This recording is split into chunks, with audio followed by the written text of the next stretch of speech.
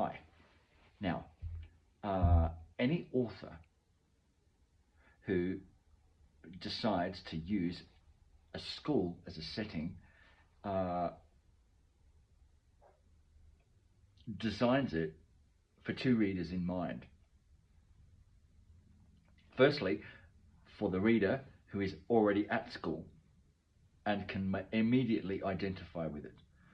Secondly, to anybody who has been in that situation, and they could be talking about somebody who, doesn't matter whether they've left school 5 years ago or 20 years ago or 25 years ago, the reader can identify with that. And that's the most important thing, that gotcha. Okay, the identification, which also comes the empathy, any of the experiences that the chief protagonist is talking about, people who have or are going through that experience can identify with it, okay, which automatically pulls the reader into the world that the author has created. Beautiful. 2 weeks before my death, I left the house later than usual. And by the time I reached the school, the blacktop circle where the school buses usually hovered was empty. A hall monitor from the discipline office would write down your name if you tried to get in the front doors after the first bell rang, and I didn't want to be paged during class to come and sit on the hard bench outside Mr. Peterford's room, where it was widely known he would bend you over and paddle your behind with a board. He'd asked the shop teacher to drill holes into it for less wind resistance on the downstroke and more pain when it landed against your jeans. I had never been late enough or done anything bad enough to meet the board. But in my mind, as in every other kid's, I could visualize it so well, my butt would sting. And before we go on, is that identification once again. But sometimes not. Okay? Up until, in Australia, I think it was 1989 that it was banned, finally. But if you were a principal, how's this? Right up until 1989, if you wanted to discipline a student for any kind of behaviour that they had done at class, they would come to your office, and you, as a principal, had the right to inflict physical pain onto that student. Okay, it could be a bat, as in this principle. What this principle does, whack against your butt. Okay, or it could be a whip, which was a bloody cane about this thick. Okay, about 2 or 3 feet long, and whack. Okay. Okay. Another thing, there would be the Catholics, bloody Catholic Church. Okay. They would have a piece of rubber about that thick. Okay, that thick, that high, and that wide as well. Okay, so the bloody teachers would get a good grip on it, on the end of it. So it was rubber, that thick. Okay, and over the rubber, they wove leather. Okay, and so they would get you to put your hands out like that. Okay, and they would whack your hands. Now they would decide whether you put one hand out, whack, or you would put 2 hands out, whack. Okay.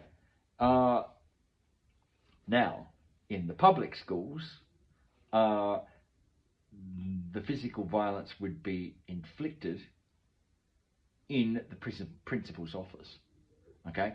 But in the Catholic schools, it would be inflicted upon the student in front of the other students, in front of the bloody class, okay?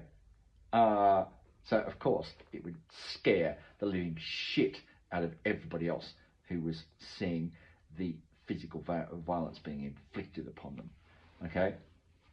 Brutal, shocking, horrendous, okay? But that was education in Australia, in the UK, in the US, for basically the entire 20th century. Okay? So basically putting it that way, basically every world leader in the Western world has had the shit beaten out of them by their principal at some time in their life. Had that violence inflicted upon them. Oh. Okay, that's where it comes from, guys. Okay, it's brutal, but that's just the way it is. When we're talking about the 20th century. Okay, don't forget, we're talking about societies that went through 2 world wars, World War I and World War II. Okay, so what are we talking about? We're talking about the deaths of between 150 and 170 million people. Okay, and also the millions and millions of people who came back from the wars ruined, mentally ruined, physically destroyed, missing limbs, blind, and physically, impaired. What impact that had on societies. Never forget that. Brutal. Absolutely brutal.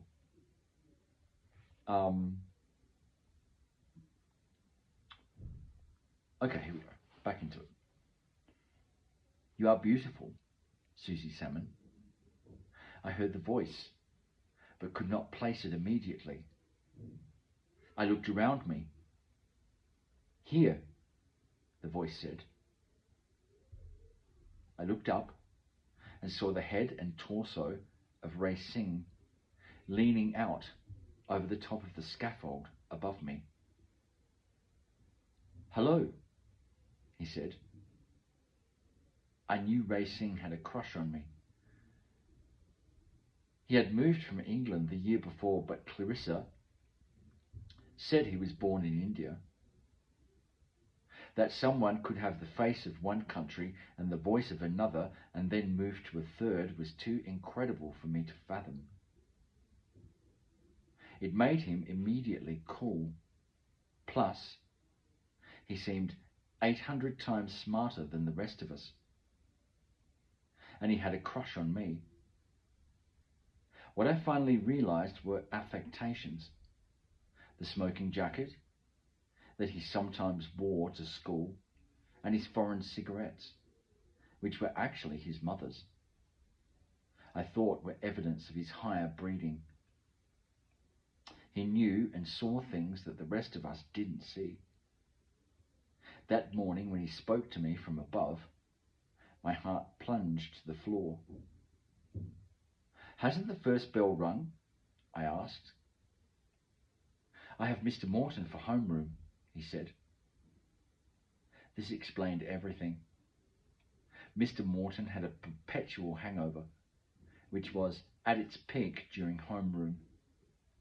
He never could roll. What are you doing up here? Climb up and see, he said, removing his head and shoulders from my view. I hesitated. Come on, Susie. It was my one day in life of being a bad kid, of at least feigning the moves. I placed my foot on the bottom rung of the scaffold and reached my arms up to the first crossbar. "Bring your stuff," Ray advised.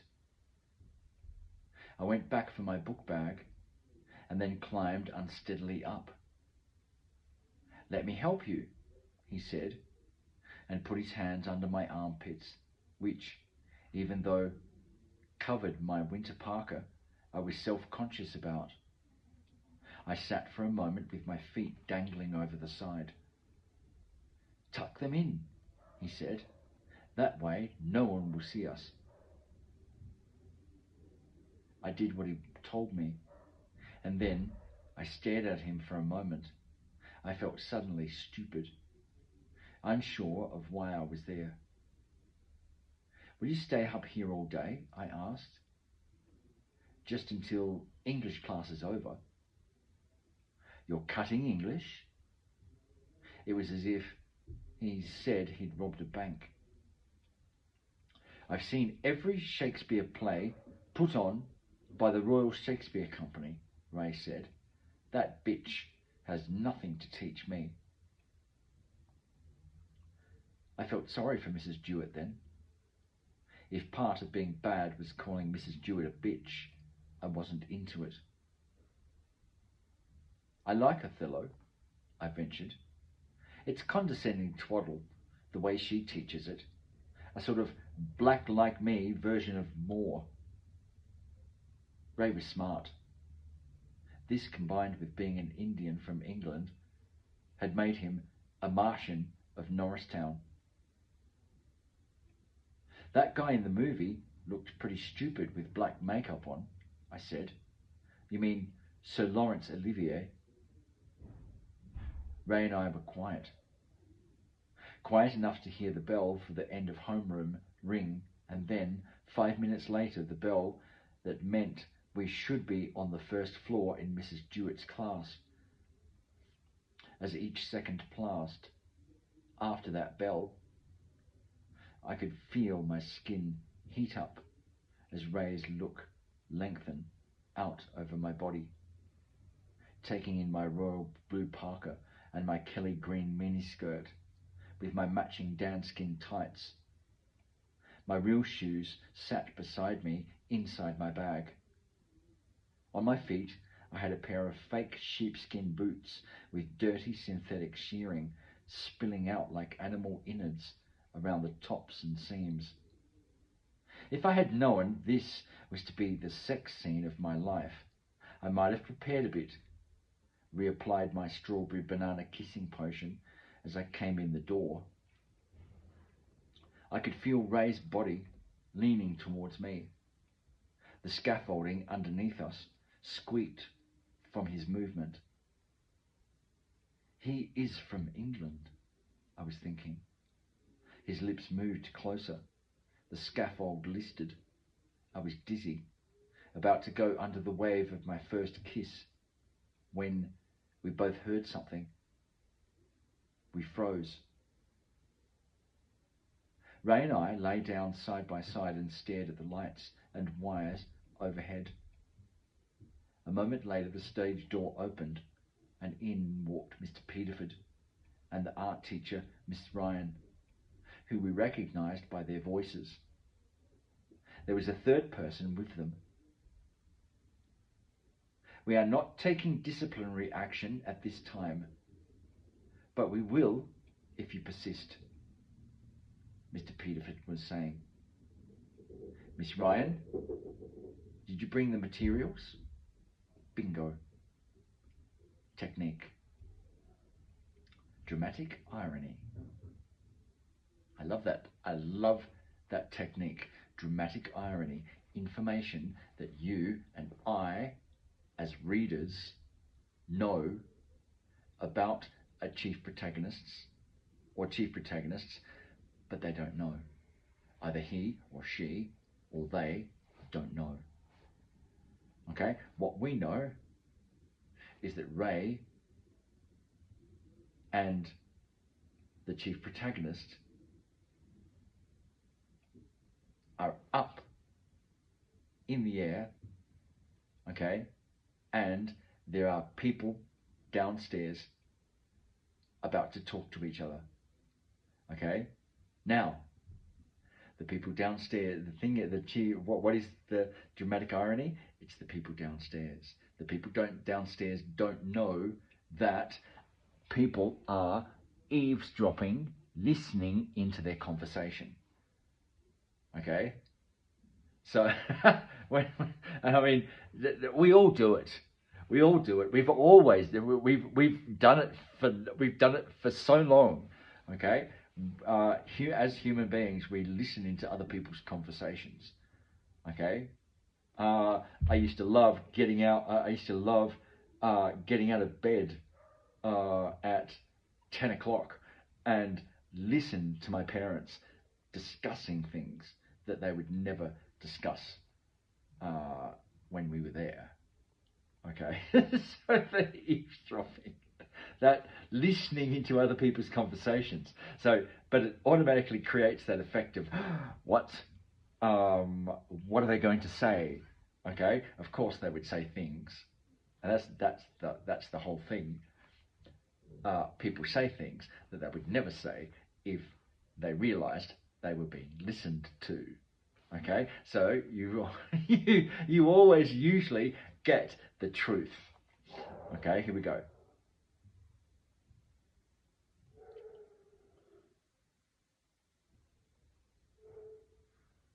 Ray and I lay down side by side and stared at the lights and wires overhead.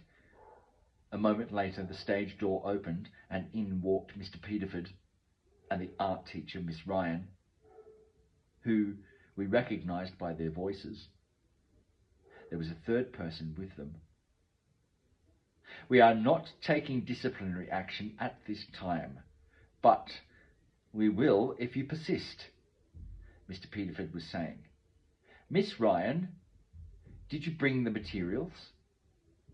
Yes, Miss Ryan had come to Kennet from a Catholic school and taken over the art department from 2 ex-hippies who had been fired when the kiln exploded. Our art classes had gone from wild experiments with molten metals and throwing clay to day after day of drawing profiles of wooden figures she placed in stiff positions at the beginning of each class. I'm only doing the assignments. It was Ruth Connors. I recognised the voice, and so did Ray. We all had Miss Jewett's English class first period. This, Mr. Peterford said, was not the assignment.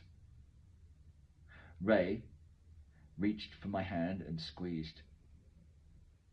We knew what they were talking about. A Xerox copy of one of Ruth's drawings had been passed around in the library until it had reached a boy at the card catalogue, who was overtaken by the librarian. If I'm not mistaken, said Miss Ryan, there are no breasts on our anatomy model. The drawing had been of a woman reclining with her legs crossed, and it was no wooden figure with eye hooks connecting the limbs. It was a real woman, and the charcoal smudges of her eyes, whether by accident or intent, had given her a leering look that made every kid who saw it either highly uncomfortable or quite happy, thank you. There isn't a nose or mouth on that wooden model either, Ruth said. But you encouraged us to draw in faces. Again, Ray squeezed my hand. That's enough, young lady, Mr. Peterford said. It is the attitude of repose in this particular drawing that clearly made it something the Nelson boy would Xerox. Is that my fault? Without the drawing, there would be no problem, so it's my fault. I invite you to realise the position this puts the school in and to assist us by drawing what Miss Ryan instructs the class to draw without making unnecessary additions. Leonardo da Vinci drew cadavers, Ruth said softly. Understood? Yes, said Ruth. The stage doors opened and shut, and a moment later, Ray and I could hear Ruth Connors crying. Ray mouthed the word, "Go," and I moved to the end of the scaffold, dangling my foot over the side to find a hold. That week, Ray would kiss me by the locker. It didn't happen up on the scaffold when he wanted it to. Our only kiss was like an accident, a beautiful gasoline rainbow. I climbed down off the scaffold with my back to her. She didn't move or hide, just looked at me when I turned around. She was sitting on a wooden crate near the back of the stage. A pair of old curtains hung to her left. She watched me walk towards her, but didn't wipe her eyes. "Susie Salmon," she said, just to confirm it. The possibility of my cutting first period and hiding backstage in the auditorium was, until that day, as remote as the smartest girl in our class being bawled out by the discipline officer. I stood in front of her, hat in hand. "That's a stupid hat," she said. I lifted the Jingle Bell cap and looked at it. "I know. My mum made it." "So you heard? Can I see?" Ruth unfolded the much-handled Xerox, and I stared. Using a blue ballpoint pen, Brian Nelson had made an obscene hole where her legs were crossed. I recoiled, and she watched me. I could see something flicker in her eyes, a private wondering. And then she leaned over and brought over a black leather sketchbook from her knapsack. Inside, it was beautiful. Drawings of women mostly, but of animals and men too. I'd never seen anything like it before. Each page was covered in her drawings. I realized how subversive Ruth was then. Not because she drew pictures of nude women that got misused by her peers, but because she was more talented than her teachers. She was brilliant. She was the quietest kind of rebel. Helpless, really. That's it. That's it. What does she develop? What does she develop? She develops that empathy. That empathy. Empathia. Okay? That ability to be able to put herself in somebody else's shoes. Okay? And that's also the beauty of the writer. Okay? Because the writer is capturing our emotions. Okay? What would you do if you were in that situation? Would you do exactly the same as Susie did? Okay? During that time of her going down, you and I, as readers, are thinking, what is she going to do? Okay?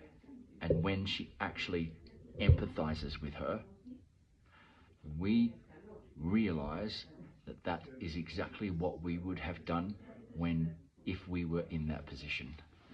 Gotcha. That is the reader. That is the reader being physically pulled into the story by the writer. Okay, that's the magic of literature.